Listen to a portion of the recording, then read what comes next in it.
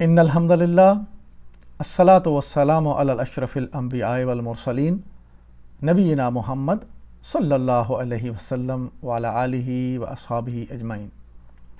میرے نہایت ہی محترم ناظرین اکرام، السلام علیکم۔ سورہ البقرہ کی آیت نمبر 23 تک ہم نے کور کیا ہے، اور آیت نمبر 23 پہ آج انشاءاللہ تھوڑی تفصیلاً بات کروں گا میں کہ اس آیت مبارکہ میں جو اللہ تعالیٰ نے کہہ دیا کہ اپنے مددگار لے کر آؤ اور اس کی طرح کی ایک صورت بنا لاؤ اگر تم اپنے دعوے میں سچے ہو کہ یہ اللہ کا نازل کردہ کلام نہیں ہے۔ تو اسی پہ انشاءاللہ تھوڑی سی تفصیلاً مزید آپ کے سامنے بات رکھنی ہے، تو چلتے ہیں آیت کی پریزنٹیشن کی طرف۔ اعوذ باللہ من الشیطان الرجیم، بسم اللہ الرحمن الرحیم۔ وَإِن كُنتُمْ فِي رَيْبٍ مِّمَّا نَزَّلْنَا عَلَىٰ عَبْدِنَا فَأْتُوا بِسُورَةٍ مِّن مِّثْلِهِ، اگر تمہیں اس امر میں شک ہے کہ یہ کتاب جو ہم نے اپنے بندے پر اتاری ہے یہ ہماری ہے یا نہیں، تو اس کی مانند ایک ہی صورت بنا لاؤ۔ وَادْعُوا شُهَدَاءَكُم مِّن دُونِ اللَّهِ إِن كُنتُمْ صَادِقِينَ، اپنے سارے ہم نواؤں یعنی مددگاروں کو بلا لو ایک اللہ کو چھوڑ کر، باقی جس کی چاہو مدد لے لو، اگر تم سچے ہو تو یہ کام کر کے دکھاؤ۔ شہداءکم، تمہارے اپنے مددگار۔ دیکھیں یہ جو لفظ ہے شہداءکم، اس پہ انشاءاللہ ہمارا فوکس ہوگا۔ شہداء اسم الفاعل ہے، اس کا مادہ ہے شین، ہا اور دال۔ باب ہے سمع، ماضی کا پہلا صیغہ ہے شاہدہ، مضارع کا پہلا صیغہ بنے گا یشہدو، اور فاعل واحد کے لیے بنے گا شاہد۔ لیکن جب یہ فعیل کے وزن پہ جائے گا تو یہ بن جائے گا شہید۔ اب فاعل جمع شہداء یعنی شہید کا فاعل جمع بن جائے گا شہداء، یہ اسم الفاعل ہے جمع۔ اسم مبالغہ یعنی فعیل جو ہے یہ اس میں معنی آتے ہیں بہت بڑے مددگار، یعنی مبالغہ کی حد تک بہت بڑے بڑے تمہارے جو مددگار ہیں ان کی بات ہو رہی ہے۔ ہمیشگی کا مفہوم بھی پایا جاتا ہے کہ جو ہمیشہ تمہارے مددگار رہے ہیں، تو یہ ہے شہداءکم، تمہارے اپنے مددگار۔ یہ شہداء کا جو لفظ ہے یہ شاہد سے نکلا ہے، شاہد سے جب یہ فعیل میں جائے گا، فعیل کے وزن پہ، تو شہید بنے گا، اور شہید کی جمع شہداء۔ اب یہ لفظ شاہد جو ہے یہ آپ جانتے ہیں میرا نام بھی شاہد ہے، اور یہ اتنا خوبصورت نام ہے کہ بچپن میں جب میں سوچتا تھا کہ یہ میرا نام شاہد، مجھے بہت اچھا لگتا تھا۔ پھر جب تھوڑا سا بڑا ہوا، اسکول میں جب گئے، تو وہاں پہ جب میں نے اس کا مطلب دیکھا تو پتہ چلا کہ اس کا مطلب ہے گواہ۔ تو میں حیران ہوا کہ یہ کیا نام ہے، اس کا نام گواہ۔ لیکن پھر بھی اس کا پروناؤنس بہت اچھا تھا، تو پھر بھی مجھے یہ پسند رہا۔ لیکن جب آگے بڑھا، اللہ کے فضل سے جب وہ وقت آیا کہ جب میں نے قرآن پڑھنا شروع کیا، قرآن سے منسلک ہوا اور اس کا فہم سیکھا سمجھا، ایسی محفلوں میں اٹھا بیٹھا، تو پتہ چلا کہ شاہد تو ایک بڑا عظیم مرتبہ ہے، اور وہ عظیم مرتبہ قرآن میں کیسے ہے، اور قرآن اس کو کس انداز میں ہمارے سامنے پیش کرتا ہے۔ تو اسی پہ میں نے سوچا کہ اس لفظ کو مزید تھوڑی وضاحت کے ساتھ دیکھا جائے کہ قرآن میں یہ کہاں اور کس جگہ پہ اور کس مقصد کے لیے استعمال ہوا ہے۔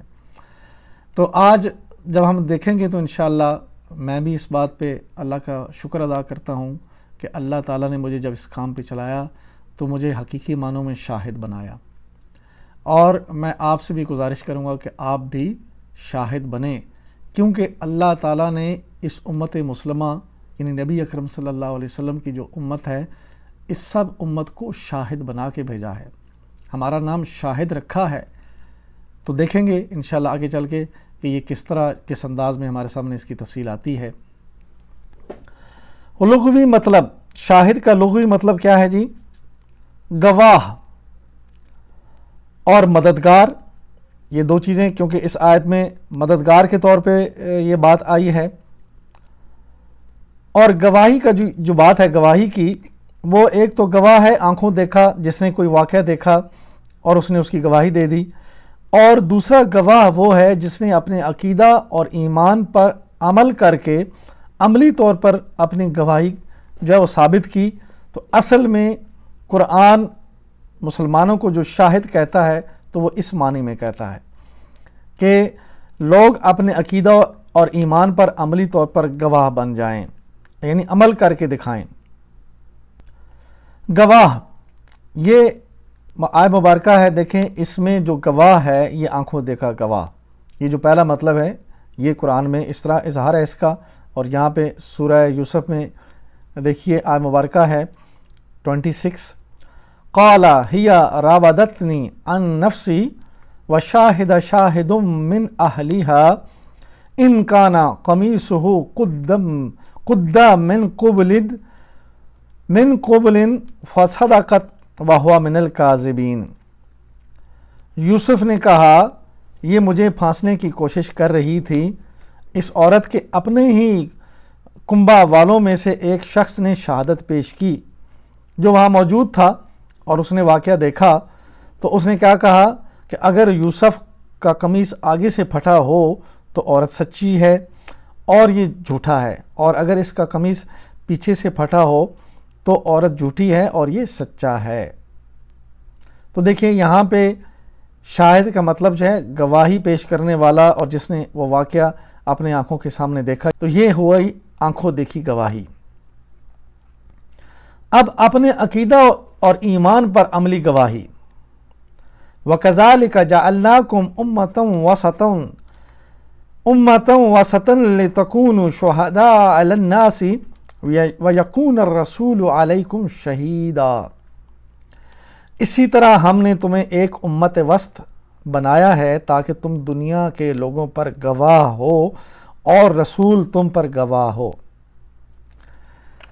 دیکھیے یہ جو آیت مبارکہ ہے یہی ہے، اس کے بارے میں آپ کے سامنے بات رکھ رہا تھا کہ اللہ پاک نے ہم سب کو شاہد بنایا ہے دنیا کے سامنے کہ ہم اپنے عقیدہ اور عمل اور اپنے اس دین پہ جو اللہ نے ہمیں دین دیا اس پہ عملی طور پر گواہ بن جائیں اور یہ نظام چلا کے دکھائیں، زمین پر امن کر کے دکھائیں اور لوگوں کو جو ہے امن و سکون اور دنیا کی جو پریشانیاں ہیں اس سے بچا کے ایک ایسا ماحول دے دیں کہ جس میں وہ اپنے اللہ کی عبادت پرسکون طریقے سے کر سکیں.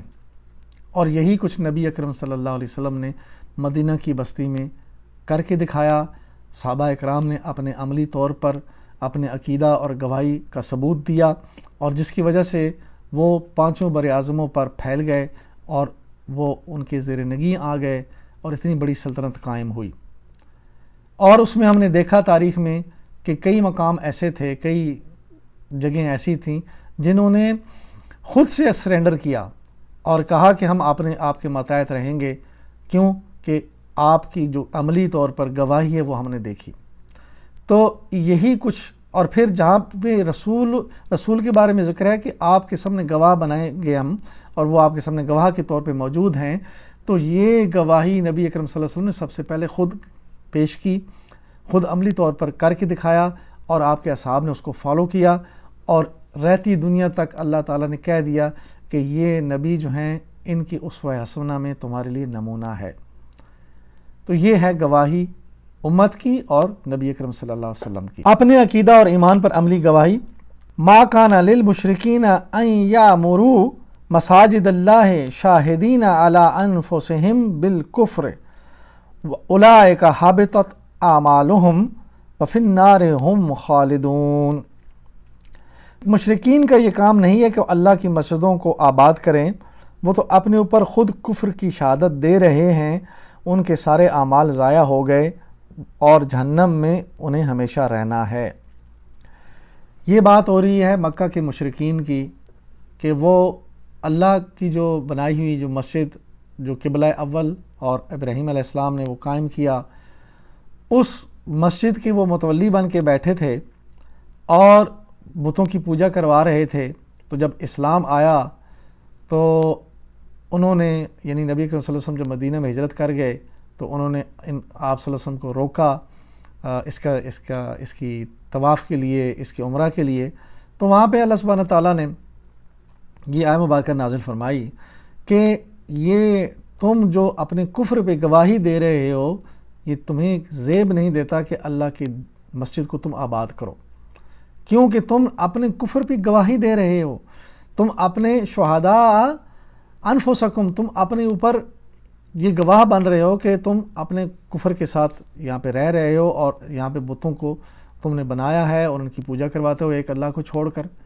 تو یہ دیکھیں، یہ بھی وہ گواہی دے رہے ہیں عملی طور پر۔ تو اللہ تعالیٰ نے یہاں فرمایا کہ یہ ان کی عملی گواہی ہے اور اس کو اللہ تعالیٰ نے کنڈیمڈ کیا اور کہا کہ یہ تم جو گواہ بن رہے ہو کفر کے، یہاں پہ نہیں چلے گا۔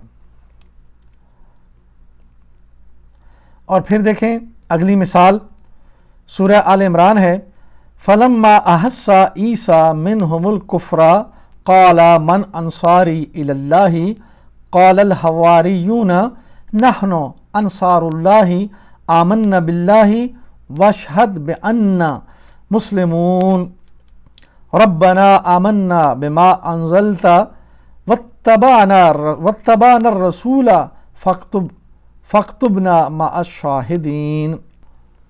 جب عیسیٰ نے محسوس کیا کہ بنی اسرائیل کفر و انکار پر آمادہ ہیں تو اس نے کہا، کون اللہ کی راہ میں میرا مددگار ہوتا ہے؟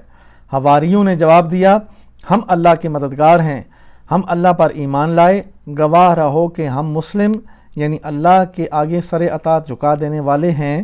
مالک، جو فرمان تو نے نازل کیا ہے ہم نے اسے مان لیا اور رسول کی پیروی کی، ہمارا نام عملی گواہی دینے والوں میں لکھ لے۔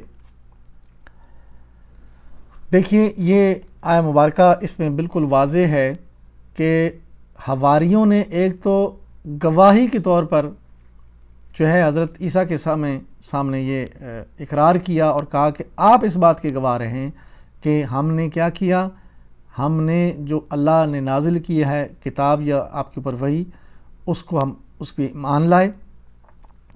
اس پہ ایمان لانے کے بعد ہم نے کیا کیا، واتبعنا الرسول، اور ہم نے رسول کی اتباع کر کے دکھا دی۔ اب ہمیں عملی طور پر گواہی دینے والوں میں اللہ تعالیٰ شمار فرما دے۔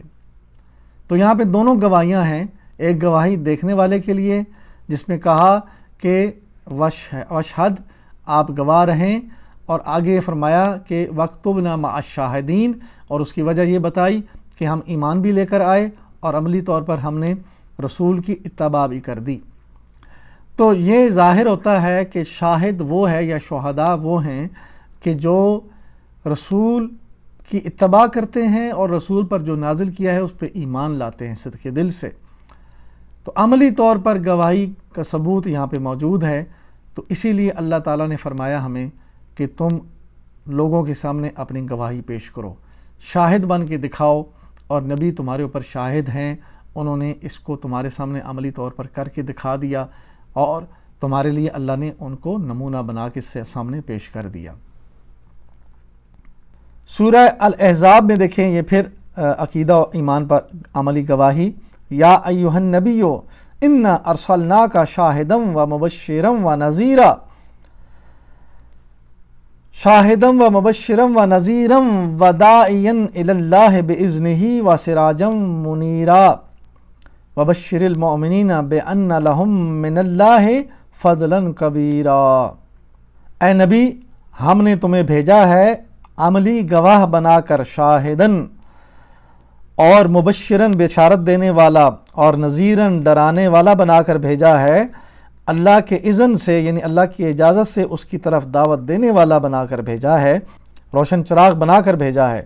بشارت دے دو ان لوگوں کو جو تم پر ایمان لائے ہیں کہ ان کے لیے اللہ کی طرف سے بڑا فضل ہے۔ جی دیکھیے یہ جو آیت مبارکہ ہے اس میں اللہ تعالیٰ فرما رہے ہیں کہ اللہ کے نبی کو اللہ نے شاہد بنایا اور مبشر بنایا اور نذیر بنایا. یہ تینوں جو عمل ہیں یہ کر کے دکھانے والے ہیں اور تینوں فاعل ہیں. شاہد بھی فاعل ہے، مبشر بھی فاعل ہے، نذیر بھی فاعل ہے. اور یہ اللہ سبحانہ تعالیٰ نے آپ صلی اللہ علیہ وسلم کو عملی طور پر گواہی پیش کرنے کے لیے ایک نمونے کے طور پر سامنے رکھا کہ یہ میرا دین ہے اور یہ اللہ تعالیٰ کے دین پر عملی طریقہ ہے جو تمہارے نبی نے کر کے دکھایا. اب چونکہ آج کا یہ موضوع خیر نہیں ہے، لیکن ایک ضمناً بات یہ ہے کہ اس آیت سے کچھ لوگوں نے غلط تعویل بنا کے نبی اکرم صلی اللہ علیہ وسلم کو حاضر و ناظر کا جو ایک عقیدہ ہے وہ بنا دیا. اور دیکھیں قرآن میں کہیں بھی یہ چیز جو ہے اس طرح سے کلیئر نہیں ہو رہی کہ نبی اکرم صلی اللہ علیہ وسلم جو ہے وہ ہر جگہ پہ حاضر و موجود ہیں. یہ تو شان الہی ہے، یہ تو صفت الہی ہے. اللہ کی شان ہے کہ اللہ اپنے علم سے، اللہ اپنی قدرت سے، اللہ ہر جگہ پہ اپنی سمع و بصارت کے ساتھ ہر جگہ موجود ہے. تو یہ عقیدہ کہ نبی اکرم صلی اللہ علیہ وسلم جو ہیں یہ آپ صلی اللہ علیہ وسلم کو شاہد بنا کے بھیجا گیا کہ آپ ہر جگہ پہ جہاں چاہیں آپ موجود ہو جا سکتے ہیں، تو یہ عقیدہ قرآن سے کہیں میچ نہیں کرتا. تو اس لیے یہ قرآن فہمی میں یہ ضروری ہے کہ آپ الفاظ کو دیکھیں، اور اسی لیے جو عربی گرامر ہے اس کو سیکھنا ضروری ہے اس حد تک تاکہ ہم یہ سمجھ پائیں کہ یہ الفاظ کن کن معنوں میں آئے ہیں. آج اس آیت میں دیکھ لیجئے کہ ایک تو مددگار کی صورت میں آیا اور دوسرا گواہ آنکھوں دیکھا، وہ بھی جہاں پہ موجود ہو اور زندہ حالت میں ہو، اور تیسری یہ کہ وہ اپنے عمل پہ گواہی بنا کے اب لوگوں کے سامنے پیش کریں کہ یہ ہے ہمارا عقیدہ، یہ ہمارا دین، اور ہم اس کو اس طرح انداز میں اللہ کی عبادت اور بندگی کرتے ہیں.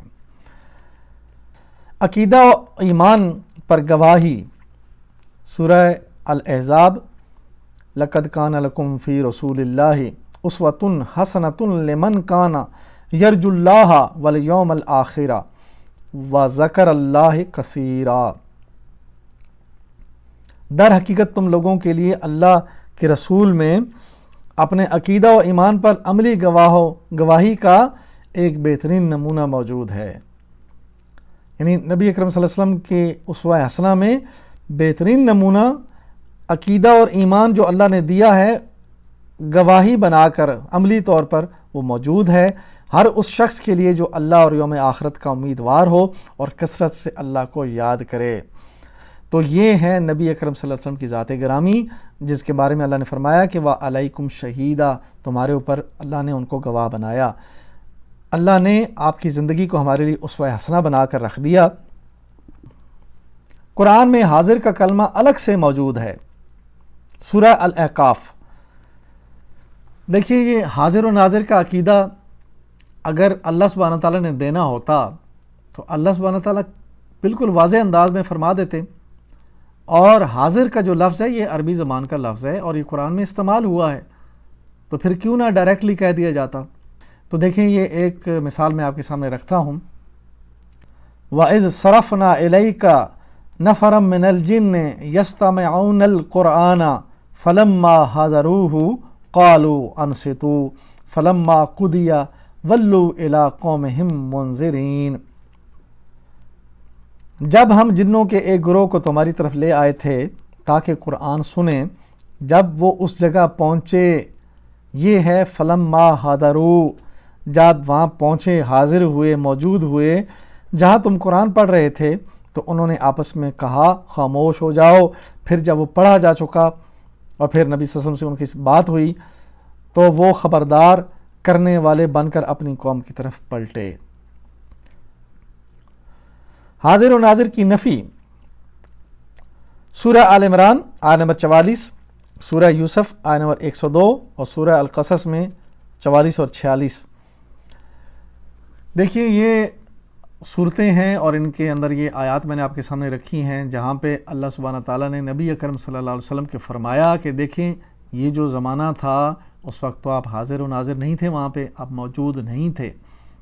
تو وہاں پہ اللہ تعالیٰ نے جو صیغہ استعمال کیا حاضر و ناظر کے لیے وہ بھی دیکھ لیجئے، اور شاہد کا مطلب بھی ہم نے آپ کے سامنے کھول کے مزید تفصیل کے ساتھ رکھ دیا، وہ بھی انشاءاللہ یقیناً بات جو ہے وہ سمجھ میں آئی ہوگی۔ تو اب ہم آخر میں اللہ سبحانہ تعالیٰ سے دعا کرتے ہیں کہ اے اللہ ہمیں قرآن سے ہدایت لینے کی توفیق عطا فرما، اور آخر میں ہم اپنے آپ کو اللہ کے لیے، اللہ کے دین کے لیے جو ہے وہ اس کام میں لگانے کے لیے پیش کرتے ہیں۔ میری زندگی کا مقصد تیرے دین کی سرفرازی، میں اسی لیے مسلمان، میں اسی لیے نمازی۔ تو میرے ناظرین اکرام، یہ آج اس آیت پہ میں نے سوچا کہ جو لفظ شاہد ہے اس پہ تھوڑی سی تفصیل پہ بات ہو جائے، تاکہ یہ معاملہ بھی ہمارے سامنے آ جائے کہ ہم اس دنیا میں کیوں آئے ہیں، اور ہمیں اللہ نے مسلمان کیوں بنایا، کہ عملی طور پر ہم ثابت کر دیں کہ ایسا ہے مسلمان۔ اور آج دیکھ لیجئے، آج یہ ہماری بدنصیبی ہے کہ کہنے کو تو ہم مسلمان ہیں، لیکن ہمارے اعمال جو ہیں وہ شیطان سے بھی برے ہو چکے ہیں۔ اس کی وجہ کیا ہے؟ ایک تو یہ کہ ہمیں اللہ کے دین کی صحیح سمجھ نہیں، ہم فرقہ بندیوں میں پڑے ہیں اور آپس میں ایک دوسرے کے ساتھ الجھے ہوئے ہیں، قرآن کو چھوڑ کے رکھا ہوا ہے، اور اپنی زندگی کا جو مقصد ہے اس کو بغیر سمجھے دنیا میں بس کھانا پینا، اٹھنا جاگنا، کمانا، یہی چل رہا ہے۔ کوئی فکر نہیں کہ ہم نے آخرت میں اپنے اس دنیا کی زندگی کا حساب دینا ہے۔ تو اس کے لیے ضروری ہے کہ ہم قرآن کو سمجھیں اور اللہ تعالیٰ کے کلام کو ان کے الفاظ کے ساتھ ڈائریکٹ سمجھنے کی کوشش کریں، تاکہ ہمیں وہاں سے صحیح ہدایت ملے، اور وہ الفاظ جن کے اوپر جو ہے تعویلیں بنا کر ہمیں گمراہ کیا گیا، مختلف عقائد بنائے گئے، وہ ہمارے سامنے آئیں کہ اصل میں قرآن میں وہ کس انداز میں پیش ہوئے تھے۔ تو اللہ سے دعا ہے کہ اللہ تعالیٰ ہمارے اس عمل کو قبول کرے، لوگوں میں اس کو مقبول کرے، اور ہمارے لیے یہ آخرت کا توشہ بنے اور جنت میں جانے کا باعث بنے، اور صدقہ جاریہ کے طور پر ہمارے لیے ہمیشہ ہمیشہ جو ہے یہ عمل ہمارا بڑھتا رہے اور ہمارے درجات بلند ہوتے رہیں۔ جزاکم اللہ خیراً۔